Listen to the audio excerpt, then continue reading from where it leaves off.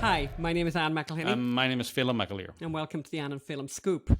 Apologies for our absence in the last 2 weeks. We have had a huge cluster of illness among all of us. Yes. And it really just threw us for the last couple of weeks. But we're back. We're back. And we've loads of news. And bolder than ever. Bolder and fresher and more attractive, I think, than yes. ever. I'm always saying that. I'm always saying that too. So in this week's podcast, Phelim, what are we talking about? Well, we're going to tell you what's happening with our Mice on Hunter film. We have some very, very interesting reactions to our Gosnell podcast, which is one of the most successful true crime podcasts on the planet. The story of Kermit Gosnell, the serial killer. Yes, very interesting. What else is there? And what else is there? Well, you know, it's been interesting here in Los Angeles where there was a need for an emergency need for a mask mandate, which, now we don't need it. We'll bring you that whole story. And we'll talk about why the media are lying about an execution in Alabama and a female journalist's skirt. And there's been a lot of redefining of all kinds of things, you know, and we're going to look at that question about redefining the recession, redefining, defining. Yes, and why the left have this incredible way with words of having words that describe exactly the opposite of what they're meant to be describing. Yeah. And in New York, what do you get if you're a man who's killed 2 women in 2 different decades? Well, in New York, you get released from prison, put in a women's shelter because you now say you're a woman, and you get to kill a 3rd time. Oh my God! We give you the full shocking story. The true crime story, and in fact, it's a true crime story. Another true crime story. Yeah. And Germany, who's laughing now? We're all looking back at that moment when the Germans all laughed at Trump. So things have moved on and they're not laughing so much now. We're going to look at that story. But what's happening with the movie film? Tell us what's happening with the Mice on Hunter movie. It's going to come out in the summer. You're going to be seeing a lot more of it very soon. And as soon as we have new news that we can bring you, but it's a very, very interesting way we're going to bring it to you. You're going to love it and you're going to love the movie. And as soon as we can bring you that news, we will. Now, tell us about the Gosnell podcast. So the Gosnell podcast. Oh my God, incredible. Called Serial Killer, a True Crime Podcast. Narrated by me. Narrated by Anne McElhinney, tells the story of Kermit Gosnell. And we talk. I mean, it's quite a unique podcast. It's, you know, we are talking to all of the major players, talking to Detective Jim Wood a lot, by the way, about what happened, talking to the crime scene investigators, talking to the prosecutors, talking to victims, by the way, and talking to people who were inside the clinic, people who worked inside the clinic, drug dealers, you name it, and it's a classic true crime podcast. Actually, you know, there's so many. It's a very popular genre now. The narrative true crime podcast. This is 6 episodes, almost a step by step of taking down of America's biggest serial killer. But all these other true crime podcasts, they've all got a liberal bent. They're always about miscarriages of justice and bad cops. This is about justice for the victims of Kermit Gosnell. And it went up to almost the top 10 of all podcasts worldwide. The mainstream media have ignored it. But still, people love true crime. And we've got some very interesting reactions. And people have been leaving reviews. It's been, really, really fabulous reviews. They're just tons and tons of fabulous reviews. But also then we have people, and it's kind of interesting because it's actually very much what we wanted to do with this story. So people are listening to this who are very much identifying as pro-choice. And what's kind of interesting is that they're listening to 6 episodes, and in the 6th episode, they're realizing, or at least saying, oh gosh, the person who's narrating this is very pro-life, and they're really angry. And they're really, really angry, but they're not angry because maybe I'm pro-life. They're angry because they've learned something about abortion that they didn't know before. Yeah. And their anger is like out of control. Like they're super, super angry. And I think that the important thing here is the reason I think they're angry is because they're learning stuff. And they're learning stuff because the jury had to learn stuff. In many ways, they're actually taking the role of the jury. The jury had to know what a quote-unquote good abortion was before they could convict Gosnell for the bad abortion. So we have to go into detail what's in an abortion, what it's about. And as the defense lawyer said, as Gosnell, abortion is a brutal process. Legal abortion is a brutal process. So I think that's what people are discovering and not liking us. Tell us about it, Anne. And, you know, the bad side, I'm happy that people are listening to the podcast, I don't care who they are. I think it's really important that people hear this story. And we certainly are learning that people are listening to all 6 episodes and they're saying that they think it's really well produced and think it's an extraordinary story. But what they're doing then when they kind of realize that we're telling the truth about abortion and they're really angry about that is they're giving us a 1-star rating. And this is bringing down our rating because, I mean, really, this is a 5-star show. And we're down to 4.4 because of them. Can I just say something? People should, if you want to listen to this podcast and give us a rating, go to serialkillerpod.com. We'll come back to that. But tell us, read some of the ratings, the bad ratings that we're getting on. And I think you'll see the real motive behind these bad ratings. Yeah, it's kind of like, they're funny. They're like a bad review, but then it's like, but I listened to 6 episodes, which is kind of weird, right? I was fooled. Here's one called, and the title that this person put was Biased False Journalism, you know? I was fooled by the simple title, gory cover art and catchy tagline of America's most prolific serial killer, when in reality, this is a podcast. This podcast is about a former doctor who was convicted of 3 murders, etc., etc. Was he a horrible doctor? Yes. Is he a disturbed person? Yes. Is he America's most prolific serial or a serial killer at all? Not by a long shot. Actually, incorrect, by the way. A serial killer is somebody that kills more than 2 people on different occasions. So actually, yeah. And is he America's biggest serial killer? Yeah. Yes. According to ABC News, he is anyway. Yes. So but by referring to him as the review goes on to say, by referring to him as a serial killer, the creators of this podcast are propagating the falsehood that Gosnell's medical crimes are the equivalent of safe, legally performed abortions by qualified doctors. You know perfectly well that's not what we did. In fact, the prosecution had to do it. They had to compare the two. They had to compare safe, legal abortions with Gosnell's illegal abortions.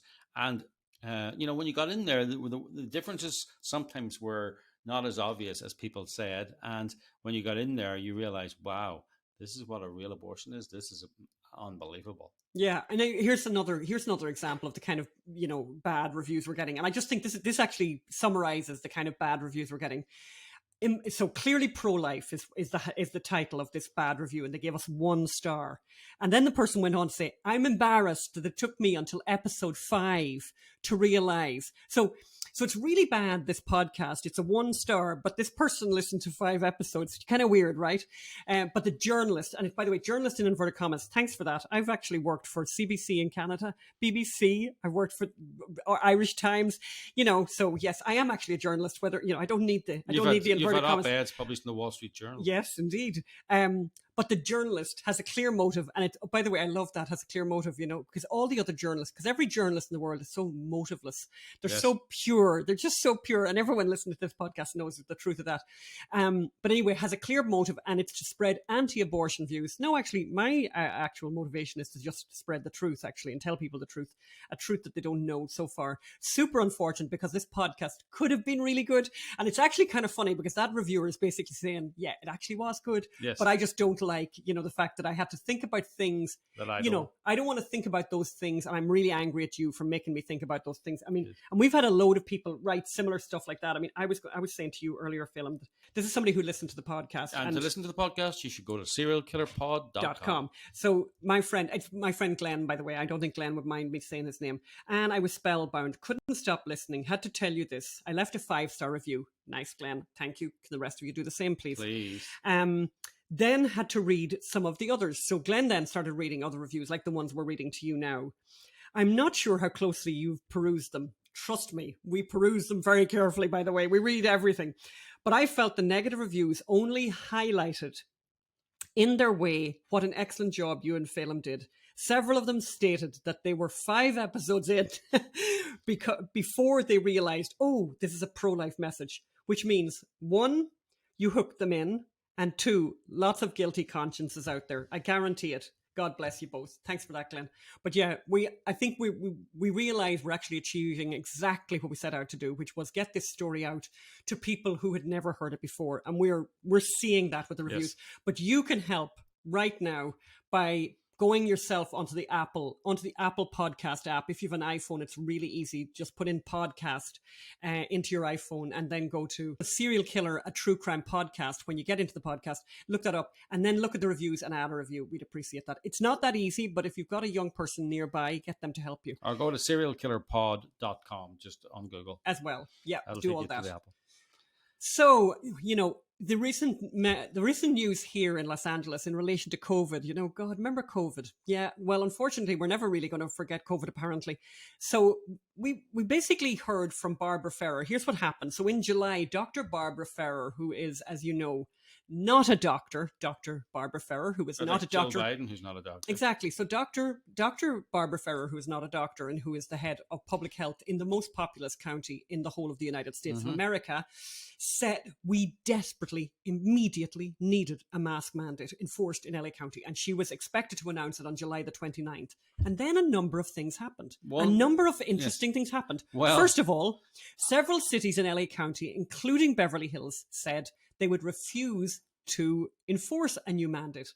Then a lawyer called Julie Hamill, who's an attorney representing the Alliance of Los Angeles County Parents, sent a letter to LA County Board of Supervisors saying that if the mask mandate returned to LA, she was going to file a lawsuit. And then there was another little problem that happened.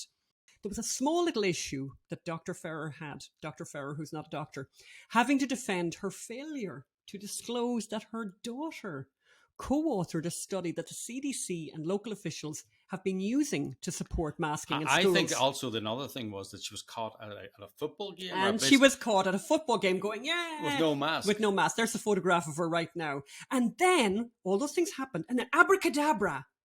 On July the 29th, Dr. Barbara Ferrer, who's not a doctor, announced there would be no new mandate. Yeah. That there, no, we're not going to have a mask mandate. And she said, and I love this film, I love the end of this story. She said that LA County was not going to enforce a mask mandate because, and this is so funny, like suddenly the data showed decrease in the spread of the virus.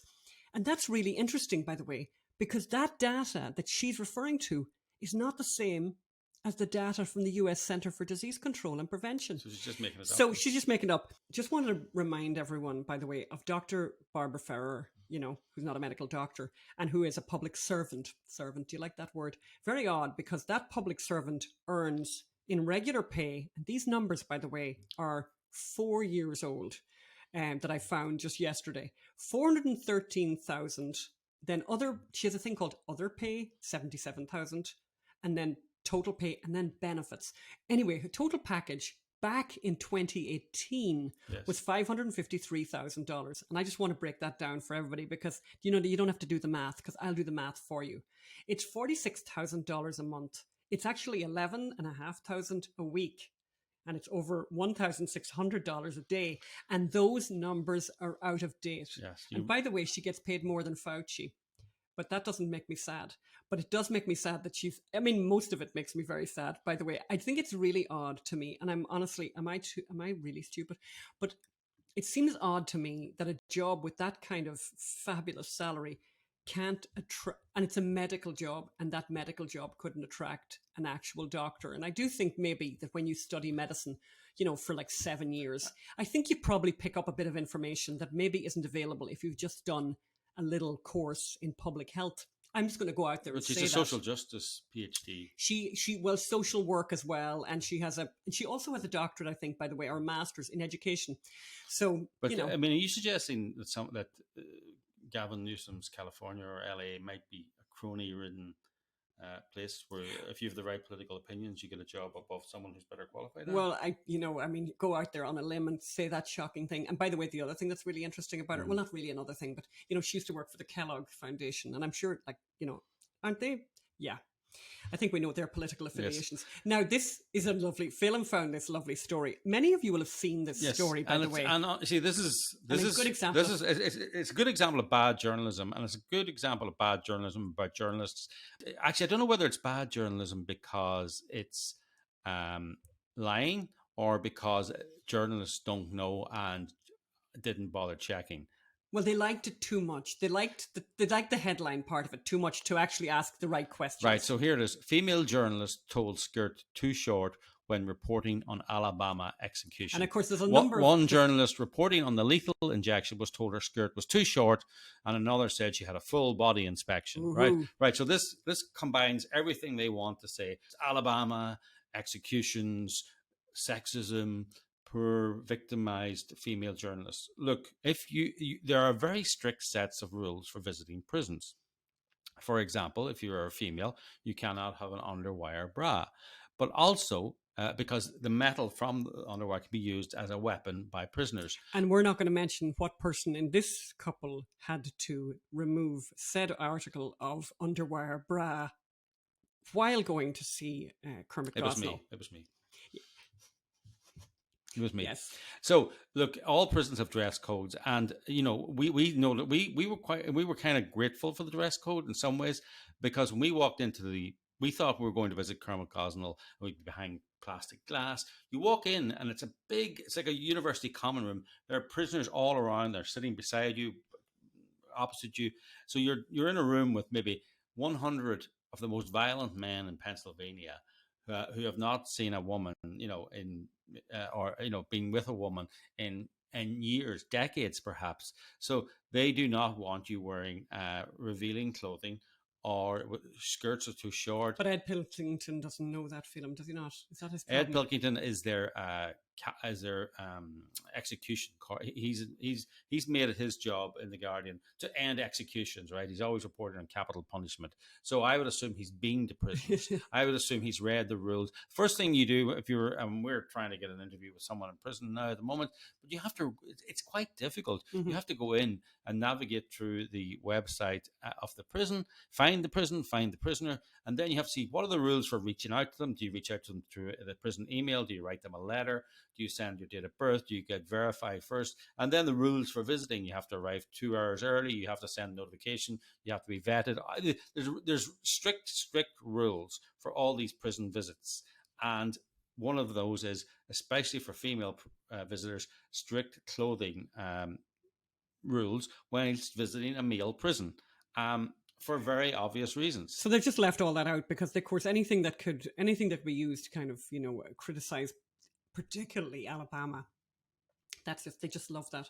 But yeah, I think you make a really good point. I mean, it's incredible, Yeah. Have you been out anywhere at all? Have you ever been to a prison? Yes, you have. Tell us about the recession. Yeah, well, is America in a recession? Well, not? According to the White House, this is more about how the left will redefine things, will change language. Yes. So there's all this argument now about whether the country's in a recession. So the standard analysis of a recession is 2 quarters of negative GDP growth. And now the White House is saying, oh, no, that's not actually true. There's all these other, and it's like, well, for decades you were saying, especially with the Republican in power, a recession is 2 quarters of negative GDP growth. It just reminded me, and I'm going to get it up for next week, the full Monty on this, but it just reminded me, remember the last drought we had here when we actually got all involved and we saved water and all that, and drought here in Southern California, and the papers were full of historic drought, and then remember it rained and it rained and it rained and it rained. Really rained. And it rained. And we were thinking, okay, the drought must be over now. And we then opened the LA Times and we had an article on the drought, and they said, there is no definition of drought. Suddenly there was no definition of drought. And it's like, well, then why have you been calling something a drought when there really isn't a definition? And you called it a historic drought. But their problem was that suddenly, and this is what they do, by the way, just, if the story doesn't match the narrative that they previously had, they just move everything along. Just move everything along. And it's kind of like, the point I kind of made was, this is what the left do an awful lot, because they just name things. They just name things even if the name doesn't mean anything. Like the word progressive, they call themselves progressive, and progressive apparently is chemically castrating a child. That's somehow now meant to be like progressive. Planned Parenthood, by the way, the biggest abortion provider in the United States, like Planned Parenthood. I don't think that's planned. I think it's Planned Unparenthood. This is what they're really good at. Hate speech is anything that I don't like. Anything that I don't like, that the left doesn't like, is then called, and it's like the Don't Say Gay, right? The Don't Say Gay legislation. There was nothing about Don't Say Gay in the legislation in Florida, but they're really good at doing this kind of naming of things. They're really, really good. But in this recession thing, it's so funny. So basically, first of all, apparently America now isn't in a recession because there's no real definition of recession. And then the other thing, we got a cat here jumping around. And then the other thing what they've done, which is even funnier, is they decided to change the definition of definition. They actually changed. Did you know that? They've actually changed. I missed that one. So on Wikipedia, they changed the definition of definition, and then they locked Wikipedia. So they can lock pages on Wikipedia which then don't allow people to come along and make changes. So that's what they've done. This cat is unbelievable. This is what the left do. So when as I said, when the story doesn't suit their narrative, they just change definitions. So let's talk about narratives. I mean, this is a wonderful moment. This is an incredible moment, So, I mean, you'll all remember. Do you remember this really well? In 2018, Trump addressed the United Nations General Assembly, and he warned the European Union of their vulnerability to Russia. And let's listen to a little bit of what he said. I mean, listen to what he said back in 2018. Germany will become totally dependent on Russian energy if it does not immediately change course. Look at the reaction. Look at the reaction when they pan over to look at the Germans. Basically, this, for anyone who was anti-Trump, by the way, this is the best thing that ever happened. And, Twitter was full of it. And I was just looking at this earlier. Let's have a look at some of the Twitter reactions. Here's Tammy Shannon. Ha, ha, ha. The world is laughing at you. Please stop embarrassing yourself, Trump. Yes. And then another woman, Ellen Source. That's okay. We'd laugh too if it wasn't so sad. This is what represents our country. And another woman, Marlene, whatever. They all look like, how low can America sink? And there's Andrew, whatever. There's no limit to his stupidity, nor his willingness to put it on display. And it goes on and on and on and on. Well, you know what? They're not laughing now. So it's incredible, by the way, what's happening in Germany. So just to understand the picture of how vulnerable, by the way, what Trump knew when he spoke back in 2018, Russia supplies more than a third of Europe's gas. Germany's gas reserves are insufficient to last through a particularly long or cold winter. So if Putin cuts off the gas, then Germans will freeze. Yes. And industry will end. This is an incredibly important point. German industry, this is back in 2021, German industry consumed 36% of the gas consumed in Germany. And 50% of German households heat their homes with gas. 50%. So if there's a halt in Russian imports to Europe, it could mean a 12.7% drop in German economic performance, which would basically mean an economic downturn that would involve 193 billion euros taken out of the German economy. So what are Germany doing, What are Germany doing? And again, I want you to keep in mind these horrible Germans. This reminds me of Churchill.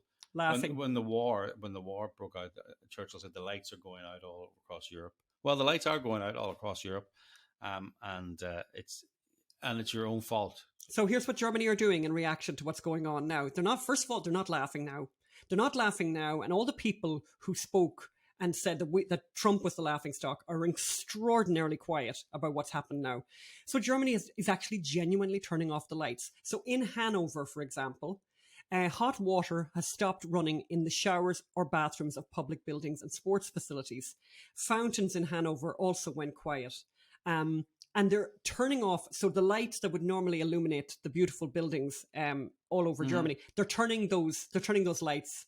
They're turning those lights off. The lights are going and off. I love this as well. I mean, by the way, we had all of this in our documentary. Actually, we'll play this at the end. We'll play a clip at the end. But go ahead. What's happening? And then the other thing that they're doing is, and this is Germany, by the way, who just went nuts on green energy. They've agreed to allow the reactivation. Is that I said right? The reactivation of coal-fired power plants, and they're going to extend the lifespan of their coal plants because of the fact that the gas. Russia's going to cut off the gas. Okay, let's end the show today, right? And thank you, everyone. Please go to serialkillerpod.com to leave a review on the Gosnell podcast. But let's end today's show with that clip from Frack Nation. This was 2013. Yeah, this is what we did. We did this documentary in 2013 when we predicted this. And by the way, just to say in introduction to this clip, Phelim and I, we're not exactly world-class experts on energy, and we weren't, and we probably are now, but we weren't then. But when we read this story and understood the energy mix in Europe, this story was really, really obvious. And it was obvious to anybody who had any common sense. Trump saw that, and that's why Trump spoke the way he did. But look at what we said back in 2013, and look at where we are now. James Delingpole is a British journalist and author who has written extensively about energy issues. Shale gas is the miracle of the early 21st century. In terms of safety and environmental friendliness and economic efficiency, shale gas is about the best thing going in the world right now. And the only reason that shale gas is not developing faster than it is, particularly in Europe, I mean, America, it's already a great success, is because of these disingenuous objections which are being raised by the environmental movement, funded, I would suspect, by, for example, the Russians, who are big producers of natural gas. I was at a dinner with Prime Minister Putin recently with a group of foreign journalists and foreign academics who are invited every year. He doesn't eat very much, we all eat, ask him questions, he answers the questions. But the final question was about gas, and particularly about shale gas. And it was very interesting to see his reaction, and a real illustration, I think, of the concern that shale gas is causing in Russia, because it was one of the few moments in the dinner where Putin really became quite engaged, almost agitated. And he said, if you look at photographs which have been taken from a helicopter or a plane of where this has been done in the US, you can see the damage. And he essentially said, when people in Europe understand the implications of this technology and what it does to the environment, then they're not going to want to do it, and therefore it's not going to be a threat to us. And they point to France, which has already banned it, and say, look, that's just the first one of many. And this is somewhat amusing that suddenly Russia finds, its conscience about the environment. At the moment, all the countries in Eastern Europe are hugely dependent on Russia. They have very few domestic resources of their own, and the European market is the absolutely crucial market for Gazprom, because that's where it makes the bulk of its profit. And of course, Putin himself has very close ties with Gazprom. In fact, I would say that Russia is screwed if it can't export its gas. So it really is very important for Russia that the shale gas revolution does not happen.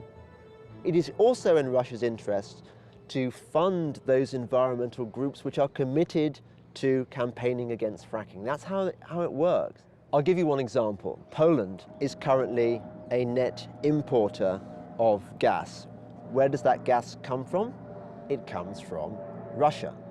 The problem with relying on Russia for gas is that Russia now has a proven history of using gas as a kind of tool, or rather blunt instrument of diplomacy. A natural gas crisis looming over Europe has taken a sharp turn for the worse. A contract dispute between Russia and Ukraine has left several cities without natural gas in the dead of winter. Without prior warning, gas supplies to some EU member states have been substantially cut. This situation is completely unacceptable.